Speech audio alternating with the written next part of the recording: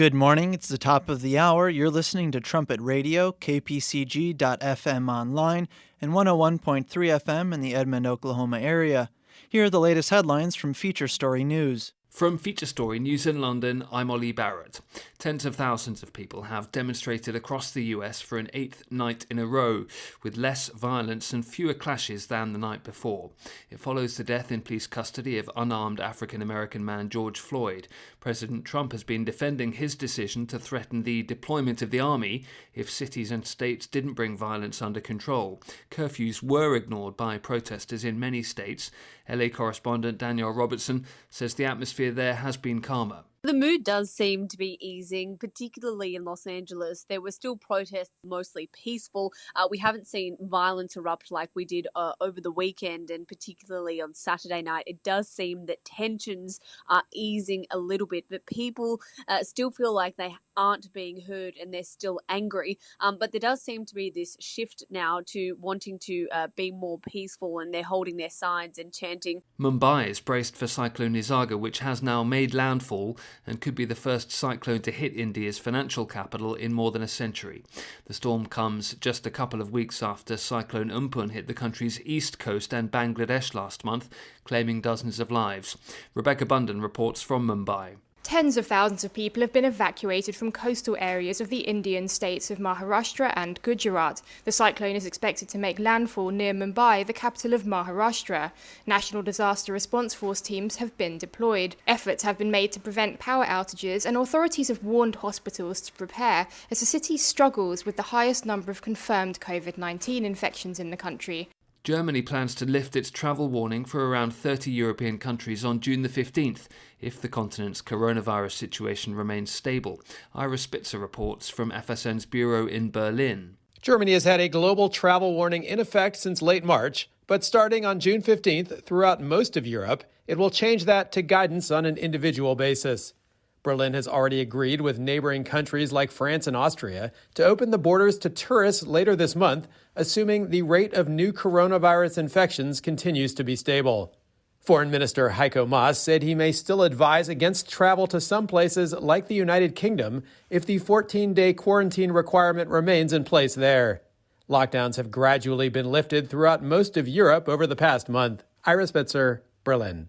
A South African court has ruled some coronavirus lockdown rules in the country unconstitutional. The government's been given 2 weeks to change restrictions related to funerals, informal workers and exercise. Australia looks set to fall into its first recession in nearly 3 decades due to coronavirus restrictions and bushfires. The economy contracted 0.3% in quarter 1, and quarter 2 is expected to show a faster shrinking. From bureaus worldwide, this is FSN. You're listening to Trumpet Radio. Listen to the live stream online at kpcg.fm.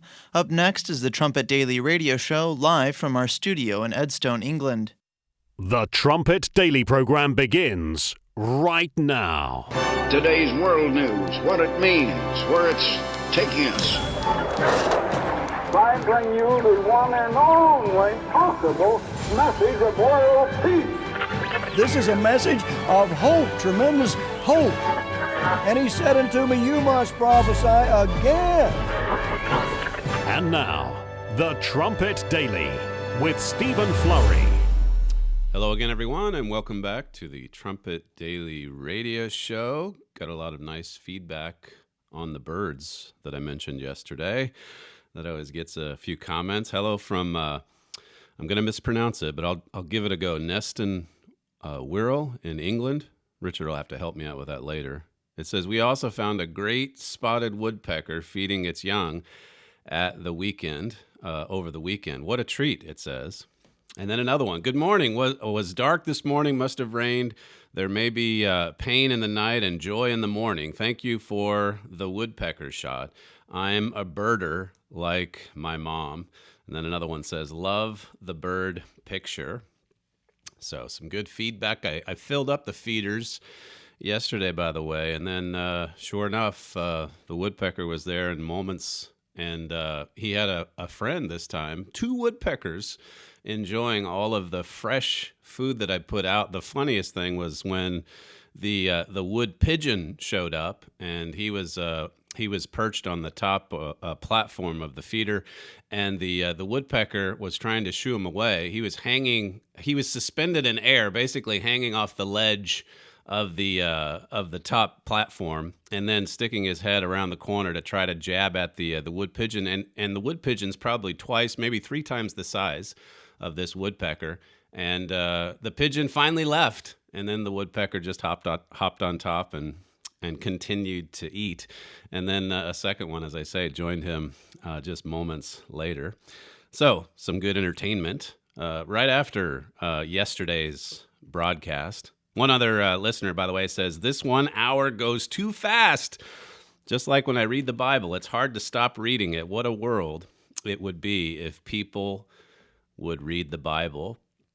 This morning we recorded a program on the crisis in America, and just tried to summarize some of the things that have happened over the last 5, 6, 7 days, and of course give the Bible's perspective. Tell the viewer what the solution is. I went through some of the content from, I think it was Monday's or Tuesday's program, where we talked about the days of Noah and just all the violence that's spreading over the earth. And then making matters worse, you have so many powerful people, powerful commentators or commentators in powerful positions who are basically looking at the violence with us and then telling us it's not really violence.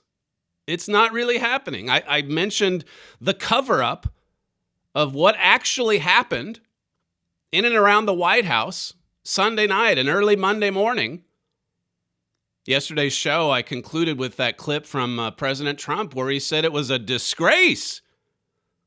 What was happening in Washington, D.C., right around the White House in the United States of America, all of this disgraceful activity, terrorism, really. And then the police push back the lines, and sure enough, we get all of this coverage saying that the police were aggressive and the police, they were spreading tear gas everywhere, which was a lie. Never happened. The media coverage is just outrageous. It's outrageous, the coverage. They want to say it's the police who are being violent. They want to say it's the police. The police, that's the problem, they tell us. The truth is just the opposite. The truth is that the police, they're not strong enough. And the president keeps urging them to crack down, to restore order. What was the headline here? It was in Richard's news today. Inside the push to tear gas protesters ahead of the Trump photo op. It was just a photo op, they say, him walking across the street. Apparently, he's supposed to stay down in his bunker. When he's down there, they criticize him for hiding out, as if he wanted to go down into the bunker. That's basically the Secret Service doing their jobs. Then he comes out, then he gives a speech, then he makes a symbolic walk across the street. Well, it was an actual walk that symbolized something in the minds of Americans. That, look, we've got to go and restore order now. And here are all these headlines. Police tear gassing the protesters and so on, all for a picture. Here's the headline at Fox. Park police say D.C. protesters cleared because they attacked cops, not because of the Trump church visit. They were attacking the cops. They would have stormed the White House were it not for these Secret Service members risking their lives. It says on Monday, the USPP worked with the United States Secret Service to have temporary fencing installed inside Lafayette Park. At approximately 6:33 p.m., violent protesters on H Street Northwest began throwing projectiles, including bricks, frozen water bottles, and caustic liquids. The protesters also climbed onto the historic building at the north end of Lafayette Park that was destroyed by arson days prior. Destroyed by arson! It says intelligence had revealed calls for violence against the police, and officers found caches of glass bottles, baseball bats, and metal poles hidden along the street. And the media, the major media, are telling you that the problem here is the police. It says to curtail the violence that was underway, the USPP, following established policy, issued 3 warnings over a loudspeaker to alert demonstrators on H Street to evacuate the area. Horse-mounted patrol, civil disturbance units, and additional personnel were used to clear the area. It says, as many of the protesters became more combative, continued to throw projectiles, and attempted to grab officers' weapons, officers then employed the use of smoke canisters and pepper balls. Well, that's a little bit of the truth. Amid all of the lies and the deception that was happening just in and around the White House area, surrounding the White House. And then, of course, right along with that, you have New York City. It looks like it calmed down a little bit last night, but 2 nights ago, it was like something you'd imagine in Baghdad. Now it's all being boarded up. You've got the most famous shopping street in the world, and it's boarded up like an emptied or abandoned ghetto. Fifth Avenue in New York City. It's so bad, or it got so bad the other night, that here's what the left wing, far to the left wing governor of New York had to say yesterday, clip 11. You have 38,000 NYPD people. It is the largest police department in the United States of America. Use 38,000 people and protect property. Use the police, protect property and people. Look at the videos. It was a disgrace.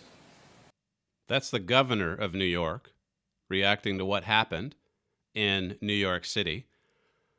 38,000 people on the New York Police Department rolls. A small army, in other words. That violence, that looting that you saw yesterday, it could have been easily stopped. But they're getting orders from the mayor. The mayor's over the department. And basically, it's the approach that the mayor of Minneapolis took. Just stand down, step aside. Give them the space to destroy. They had plenty of space. And did they ever destroy? And now the windows are boarded up. And now New Yorkers, after 2-3 months of lockdown, now it's this. God's trying to get our attention, don't you think? Do you think God's trying to get the attention of New Yorkers? Here's Mayor de Blasio's statement from yesterday, clip 12. We do not need, nor do we think it's wise for the National Guard to be in New York City, nor any armed forces. I'm going to tell you why. This is really important we have this out right now. If someone needs a history lesson, when outside armed forces go into communities, no good comes of it. As if the last couple nights have been, just peachy for New York, yeah. He doesn't need any extra help. He's doing fine, he thinks. Not even the radical left-wing governor over him agrees with that. He said yesterday that de Blasio could be displaced if need be. And there's people in the streets calling for his resignation. And then there's the others. The New York Times is calling for de Blasio to resign because he's in bed with the cops. They want someone who distances himself from the cops, from the police. Because remember, the police, they're the bad guys. And if you're going to be the mayor of New York City, then you don't want to stand behind the police department. They're a target. This is the reaction of one New York Police Department officer after the disastrous rampage on early Monday morning. Says, almost 32 years with the New York Police Department, I have never felt such disgust, hopelessness, and anger. Manhattan was occupied territory tonight. We were totally outnumbered by miscreants. They were brazen, laughing, and rampant. It was so prevalent, there was nothing a police officer could do according to the rules and expectations of the Democrat Party. Just like Minneapolis, you've got a far-left Democrat mayor. You've got a far-left governor. I don't know what the police chief is like. I know this. There's quite a few minorities that work in the New York Police Department. Almost half. But they're all the enemy. We're led to believe that they're all white and they're all racist. And they all abuse their power. All of them. It's ingrained in their thinking.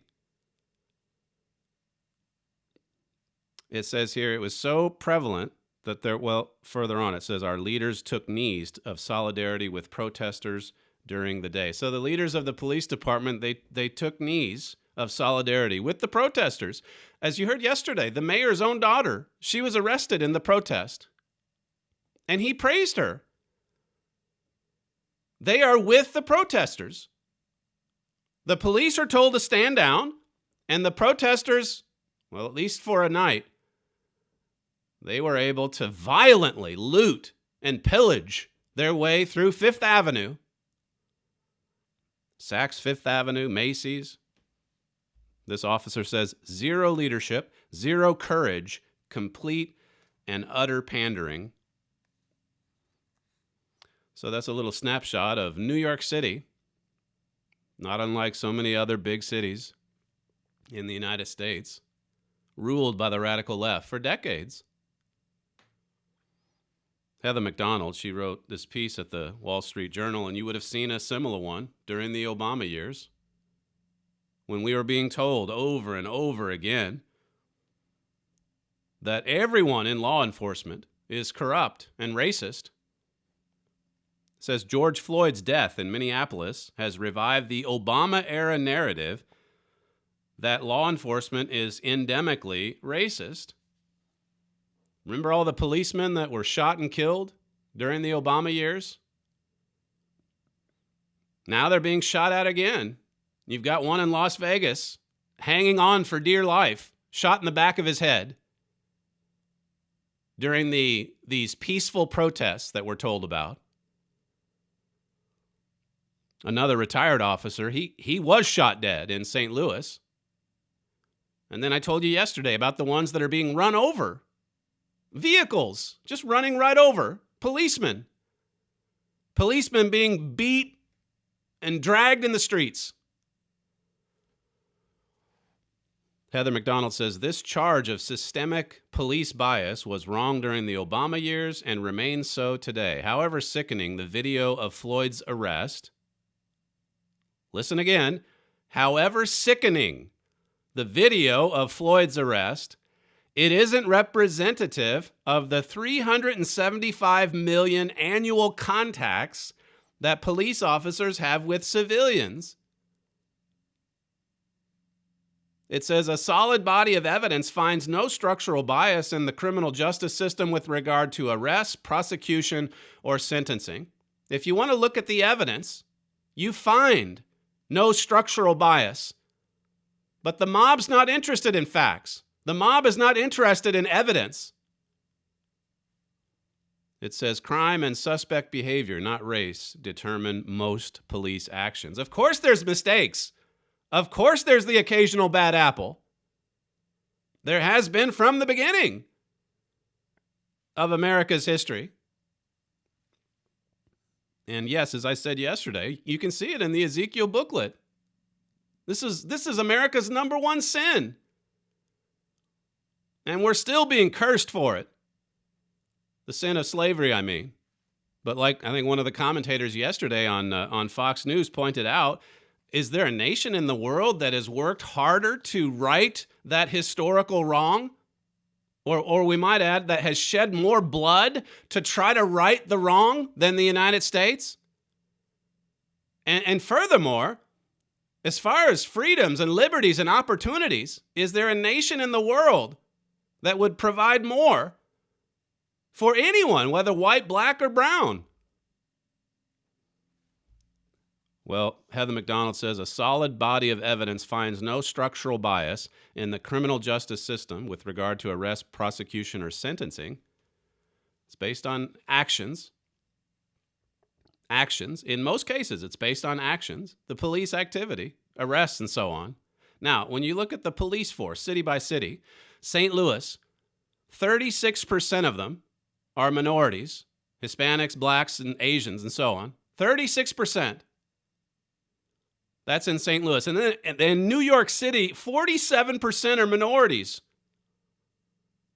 If you get pulled over or questioned by a law enforcement official in New York, chances are he's black or he's Hispanic.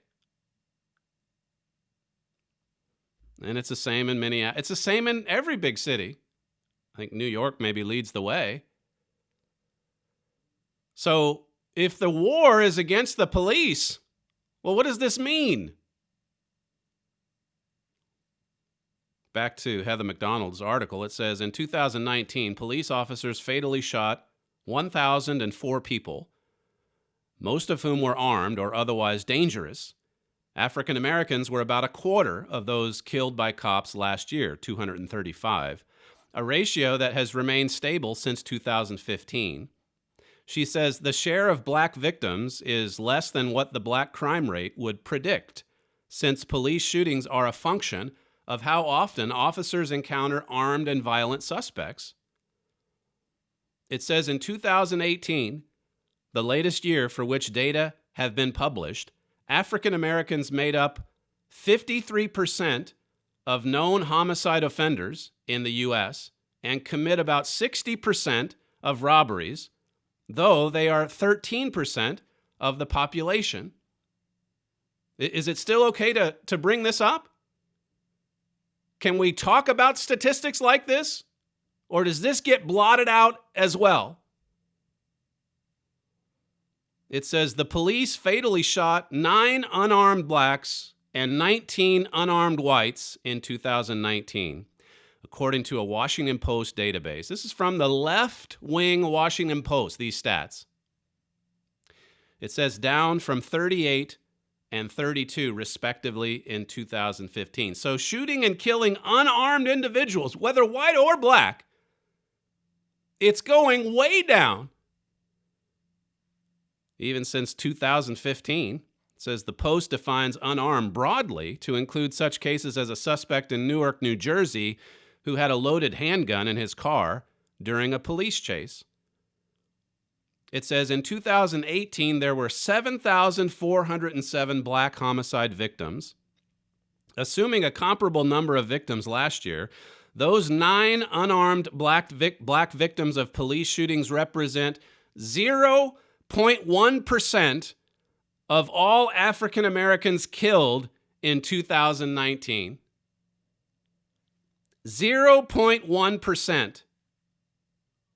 She continues, by contrast, a police officer is 18.5 times more likely to be killed by a black male than an unarmed black male is to be killed by a police officer. She goes on to talk about the violence, the bloodshed, and the carnage that happened in Chicago just over Memorial Day weekend. 10 African Americans killed in drive-by shootings. 10 people on one weekend in one city in the United States of America. And yet, if you listen to the major media, one would think the only danger The only violence that's even happening in the United States is police brutality. There's a lot of people being killed right now. And who do we need to try to find out who's guilty? To try to find the perpetrators, you need the police. It says police shootings are not the reason that blacks die of homicide at 8 times the rate of whites and Hispanics combined. She says criminal violence is. Criminal violence is the problem that should have been addressed before the mass riots and looting. And now you're seeing the criminal violence on display in a massive way, and still, you still have voices, strong, powerful voices saying, look, it's not really happening, or if it is, it's not really that bad. Heather McDonald says, finally, the false narrative of systemic police bias resulted in targeted killings of officers during the Obama presidency. And now it's beginning to pick up again with those incidents I mentioned, Las Vegas, St. Louis. The author of the 1619 Project, we've talked about this project produced by the New York Times, the journalist Nicole Hannah-Jones. She was interviewed by Christiane Amanpour yesterday. I think she's still with CNN. But they had a lengthy interview, and of course, the major media, they want to get the take from the 1619 Project. You've been hearing a lot about that. People saying 400 years, for 4 centuries, this has been going on, systemic racism. And so now we're watching all of this violence, all of this mayhem, this chaos, this destruction and burning. And Christiane Amanpour wants to get the take from the author herself. And here's what she said, clip 1. Ultimately, our protest is only as successful as we can convince white Americans to actually comply with the Constitution and treat Black Americans as full citizens. So unless they're treated fairly, then it will continue.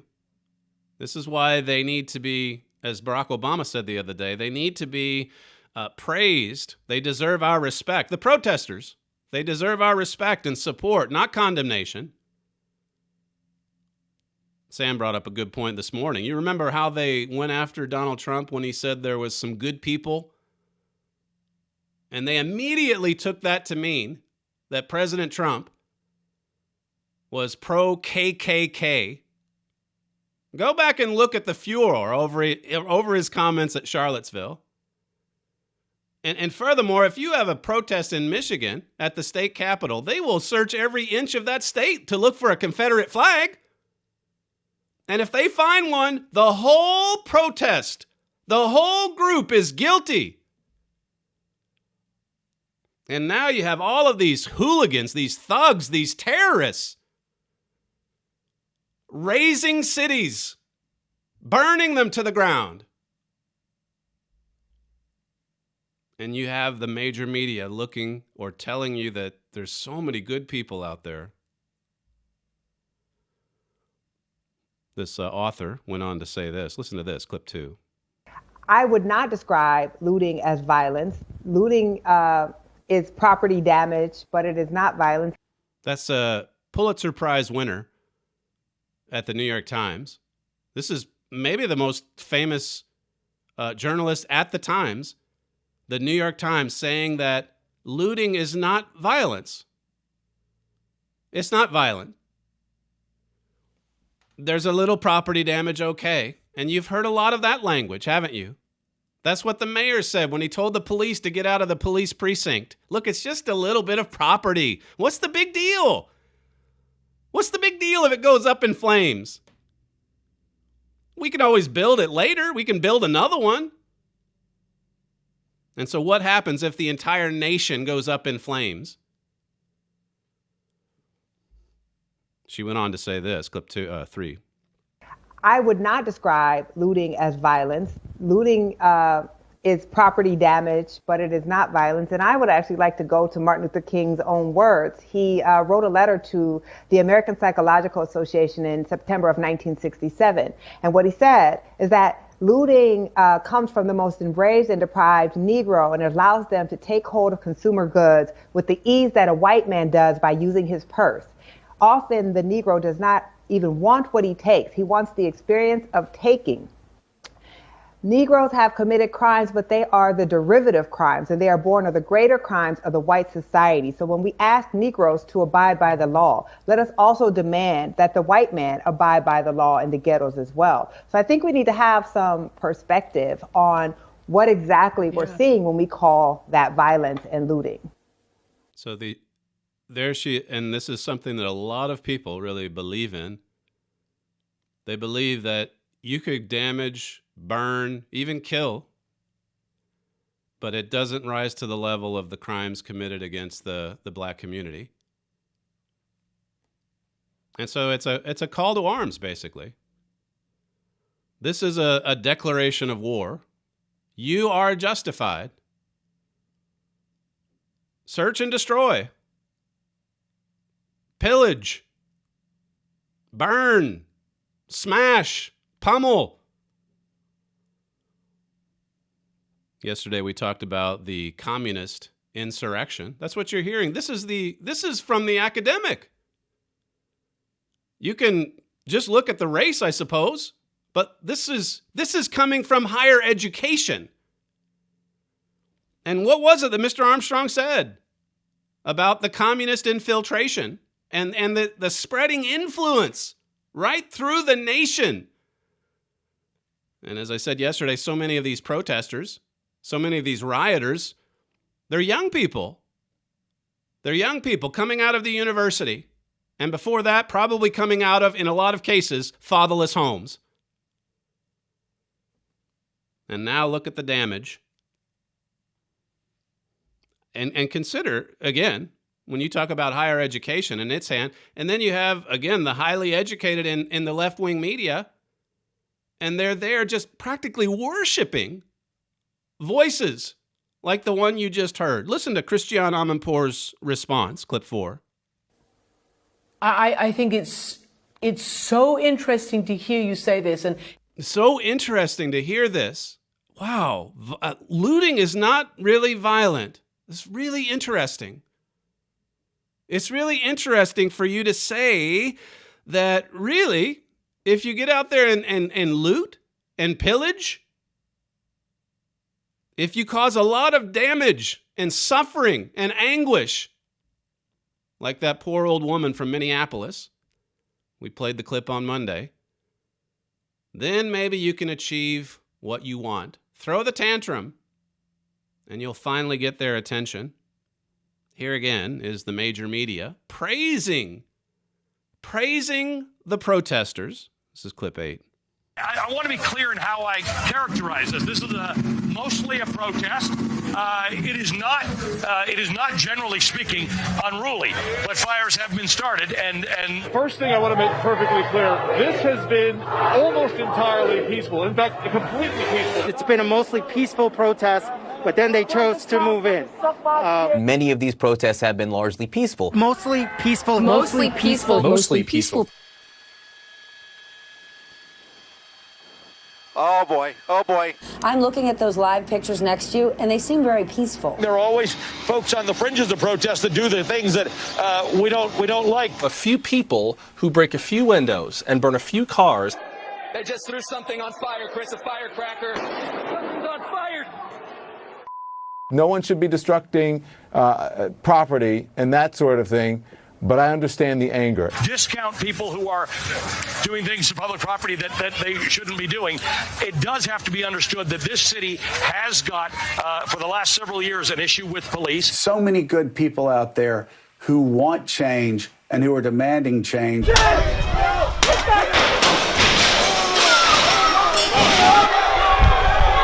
Our country was started because this is how the Boston Tea Party, rioting. So do not get it twisted and think that, oh, this is some something that has never happened before, and then this is so terrible, and where are we, and these savages and all of that. This is how this country was started.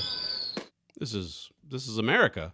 This is good old-fashioned Boston Tea Party, says CNN. Don't get uptight. Don't worry about the damage. And as far as the damage, just property. Looting isn't violent. That's higher education. Listen to, again, this is Nicole Hannah-Jones, the author of the 1619 project, clip 5. When we think about how someone taking an act to take something from some big box name store, it is symbolic.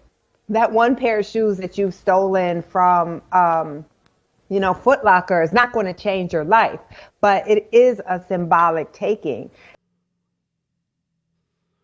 So looting isn't violence, and, well, looting isn't really looting either. It's just kind of a symbolic taking, symbolism. Now, what about shooting? What about shooting and killing? This is from a local paper in Iowa regarding the tragic death of Italia Marie Kelly. Davenport, Iowa. It's actually reporting on not just her death, but it says 2 people were killed in Iowa overnight. This is, I think, a couple nights ago, including a 22-year-old woman in a series of deadly shootings during violent unrest and destruction of property. A police officer was also injured in the town of Davenport in the U.S.'s state's east as law enforcement responded to more than 20 shots fired, calls, and dozens of disturbances. There were 4 shooting victims, 2 of which were fatalities. 2 were non-fatal, including 1 officer. It says Italia Marie Kelly was leaving the protest at Davenport with a friend around midnight on Sunday when she was struck from the back by a bullet, an aunt told the New York Post. She was leaving the protesters or leaving the protest because it was starting to turn violent. And then she was shot in the back and collapsed in a Walmart parking lot and then died later at the hospital. This was her sister's reaction on Twitter, clip 9. But my sister is gone because one of you, a protester, shot my sister. A protester, not even the police, because you guys, I lost my sister. I lost my sister because you're so mad at the police. You're hurting everyone else. You're so mad at the police. You guys killed my sister.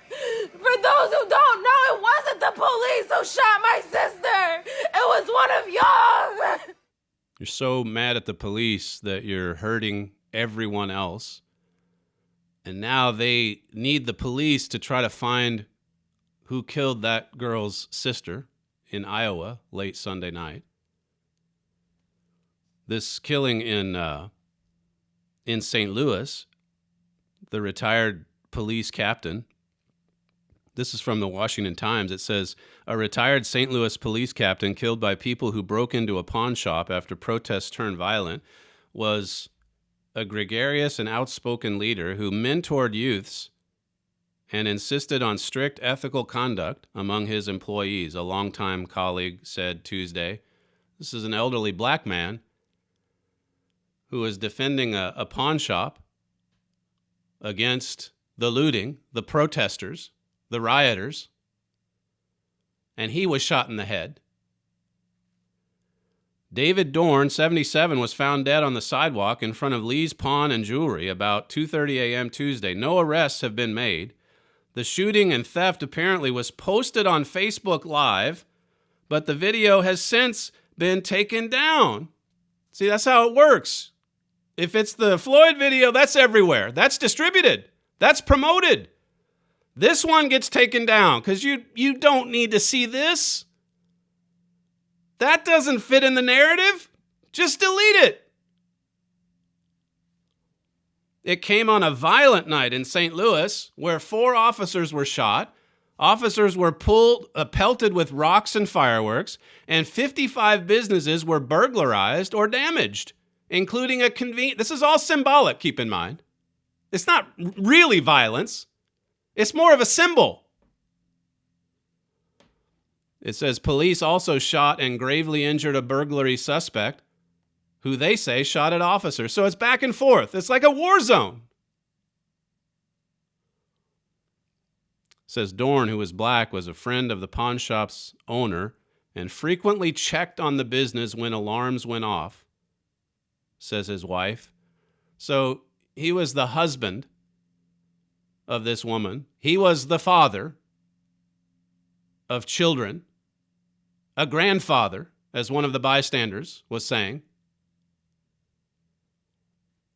It says former St. Louis County Police Chief Tim Fitch knew Dorn for 30 years and said they became close friends when Dorn and his wife were leading the St. Louis Police Department's Explorers program for young people interested in law enforcement careers, while Fitch was leading the county's program. He was very dedicated to youth, especially disadvantaged youth, said Fitch, who led the St. Louis County Police Department from 2009 to 14. He wanted to see them succeed. He wanted to be a role model for those young men and women to go into law enforcement. It says, finally, Dorn's personality was bigger than life, Fitch said. He was a fun guy, a happy guy. You never had to wonder what he was thinking when somebody did something incredibly stupid, like a crime, because he would just say it as he saw it. That's law enforcement. Gunned down by the protesters who are out seeking justice. Justice for George. This is what George would have wanted, I guess. Do you think any of these stories are getting any publicity at CNN? Do you think they're going to go get that 19-year-old sister whose sister was gunned down from behind? I think every case I've read, it was a shooting from behind in the back of the head. Here's one more clip from this Project 1619 author, clip 6. And so when we think about what the social contract was and who created it, it is that if you follow the rules, if you do the right things, then you will be able to access an equal society. And that has never been true for Black Americans, and particularly for the lowest income, most segregated Black Americans. And so don't follow the rules. Don't follow the rules, she says. If you think about the social contract that says follow the rules, do the right thing, and then you'll be able to access an equal society. It's not working, she says. So break the rules, throw the tantrum, destroy the city, kill your own people even. She said finally, clip 7. So you cannot regularly not include them in the social contract, regularly violate the promises that this country makes to Americans, and then at this moment in time say, well, you should abide by the laws and the rules of our country because that's the right thing to do. There's no reason to expect that people who have regularly been left out will comply with this right now. You can't expect them to obey the laws. You've got to give them space to destroy. You've got to step aside and let them smash up Macy's. You've got to let them ruin businesses. You've got to let them kill people. If a few people get killed in the crossfire, then so be it. This is America today. This is America 2020. There's a piece at the Wall Street Journal. I've never been so afraid for America. And this author, he remembers the riots of the 1960s. He says, smoke was billowing in the distance from the South Side. As I drove in Chicago, where I was a student at the time, I remember saying to myself, it can't get worse than this. For more than half a century, it didn't. Until now. A health crisis, an economic crisis, and a racial crisis have converged to produce a clear and present danger to American democracy. U.S. enemies abroad cannot contain their glee. America's friends regret our plight and fear for the future of a world order that was built on a foundation of American power, principles, and persistence. Think of the impact this has on the whole world, he says. The post-American world. Is it going to be a world where there's freedom and opportunity for people of all races? Is it going to be a better world for the black race? You better look into your Bible and think about what's coming. I mentioned this article in the Why the Trumpet Watches section of the website. The destruction of the rule of law in America. Why do we follow this? Why have we been talking about it for more than 2 decades? It gives some great history in this piece.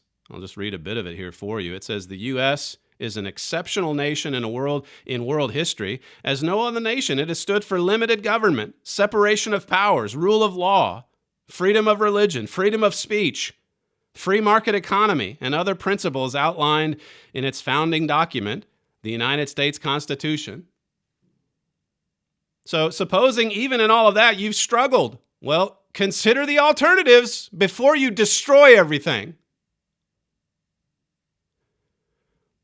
It says these have contributed to making America incredibly free and prosperous, and so on. It says more and more, however, these founding laws and principles are under attack. Key pillars of American history and identity are being vilified and destroyed. Educators are teaching oncoming generations that the enduring narrative about individual liberty and constitutional checks and balances are a mask for wealthy white European men to dominate. Such thinking has made its way into the highest levels of America's government to the point that on many issues, politicians share the views of the nation's worst enemies. This is the Philadelphia Trumpet. Tomorrow's news today. We posted this 3 years ago. We've been writing about the breakdown in law and order for decades. And where is it leading? Look at history. Has anarchy ever ended well? This is the Boston Tea Party, they say. It says this trend is terribly dangerous. Contempt for America's heritage is fueling a wholesale departure from it. Whereas the founders established a nation on biblical morality, this growing movement is amoral and irreligious. It is anti-history, anti-tradition, anti-authority, and anti-law. That pretty much sums up the 1619 Project. All of these gross and glaring errors. And she wins the Pulitzer Prize. And then Christine Amanpour has her on in interviews and says, wow, this is real. This is fascinating. This is so interesting, what you're saying. That the looting is not really violent. We say at the Trumpet, a breakdown in the rule of law is devastating to a nation.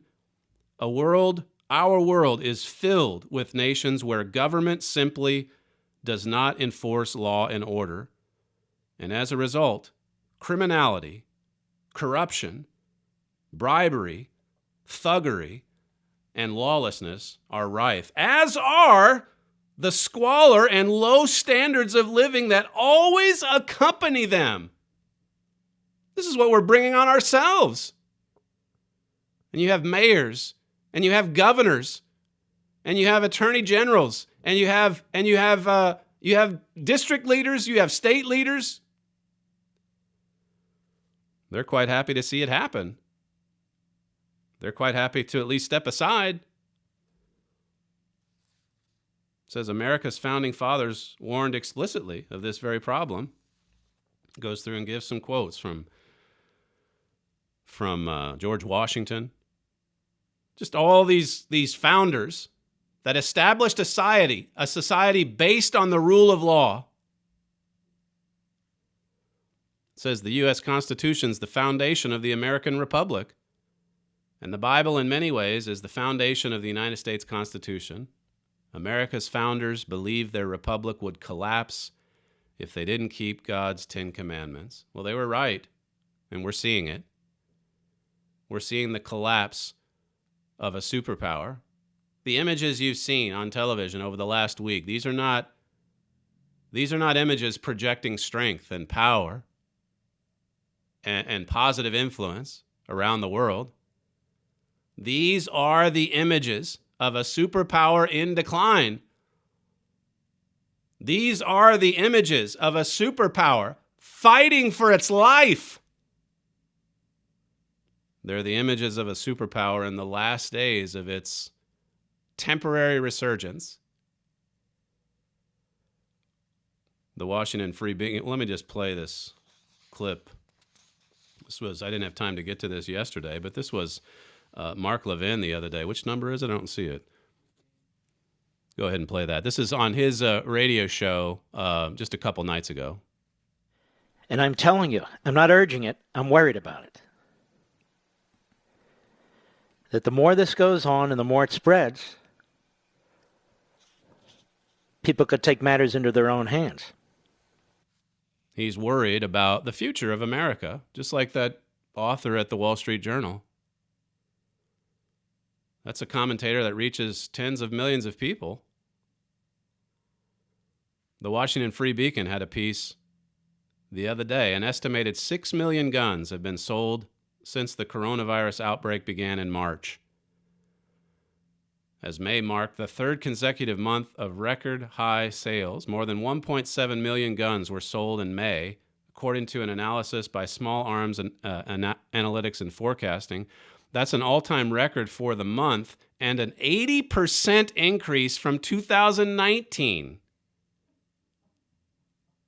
People are buying guns by the millions. They're looking at the police standing down, and they're thinking about the last resort. Now, think about the prophecies. Think about Ezekiel 4 and 5. Think about Isaiah 1 and verse 7. Think about the chain of violence, Ezekiel 7. And then add to that all the other prophecies about tribulation, famine, disease, pestilence. We're living in the last days. We're living in it. Jesus said it would be just like the days of Noah. Are you ready for the transition from what's prophesied for the last days and what God will establish in the first days of the world tomorrow? That's what Noah was. As a preacher of righteousness, he was also a man in transition.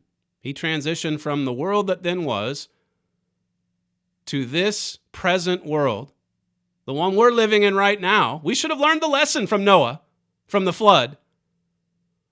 But we haven't. We haven't, as I said earlier this week.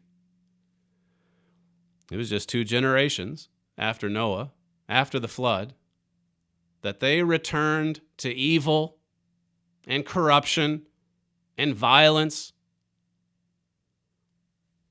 And this is where we are today on a mass scale.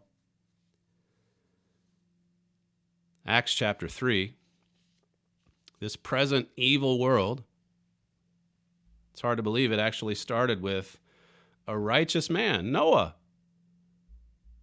But we have, you talk about getting away from the ideals of our founding fathers 250 some years ago. How far have we drifted from Noah, that great patriarch? How far removed are we from the great God who made us? Mr. Armstrong said in 1945, after the flood sent as a judgment to prevent men from destroying themselves through sin, one would think the few survivors would have learned their lesson. You would think. That kind of universal destruction? Well, there is hope. Acts 3:19 says, repent you therefore and be converted that your sins may be blotted out, when the times of refreshing shall come from the presence of the Lord. Repent, be converted. Let God blot your sins out. The times of refreshing are coming. Noah's very name meant hope and comfort and rest. And that is coming to this dying world. That's coming to this violent world. Does it ever need rest and refreshment? Verse 20 says, and he shall send Jesus Christ, which was before preached unto you. That's the refreshment.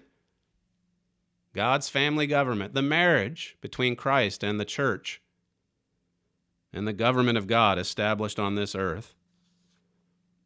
Verse 21 says, whom the heaven must receive until the times of restitution of all things, which God has spoken by the mouth of all his holy prophets since the world began. Restitution there means the time of restoring something that was taken away. Moffat calls it the Great Restoration. The establishment of God's government, it was taken away by a rebellious Lucifer who just shook his fist at God and said, I'm not being violent. He thought he was an angel of light. That's the way he viewed himself. I'm not a violent criminal. I'm not hostile to the laws of God.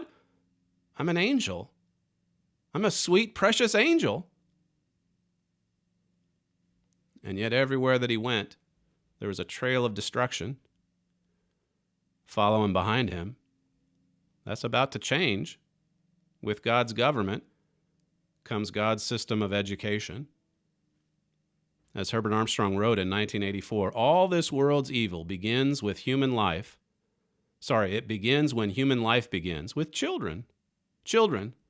Think about how many young people are out on the streets of America destroying American cities. They're a product of today's educational system. What an indictment against modern education. And the broken family. And we could go right down the list. Fatherlessness. It says influences of the world around them, plus the invisible sway of Satan, causes varying degrees of selfishness and evil to develop as children grow into adults. They grow into adulthood, but they're still children, rebellious children. Even after Christ comes to remove Satan and to bring in peace, prosperity, and happiness, the process will have to begin with children. Children will have to be started out right. Adults will have to be de-educated, have to unlearn all the false knowledge, ideas, and philosophies they have before they can be taught the true way toward peace and successful and happy and useful lives. It says utopia will not appear suddenly at the appearing of Christ. He appears after a lot of destruction and bloodshed, universal destruction, in fact. But then the healing begins, as it always does, with repentance and conversion. The healing begins with obedience to God's laws, with obedience to God's commandments. The healing begins with God's system of education. Think about a world in which children will grow up in homes where families are intact, where fathers are teaching their children about God and about God's commandments, and where fathers are administering loving correction where necessary to help keep those children in line, to prepare them for what's described at the end of that quote I just gave to you.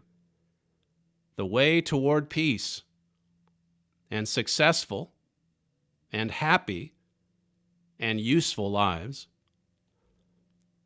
You're listening to Stephen Flurry, and this is the Trumpet Daily Radio Show. If you'd like to email the program, you can send comments to td@kpcg.fm. We thank you for joining us today, and we'll see you tomorrow.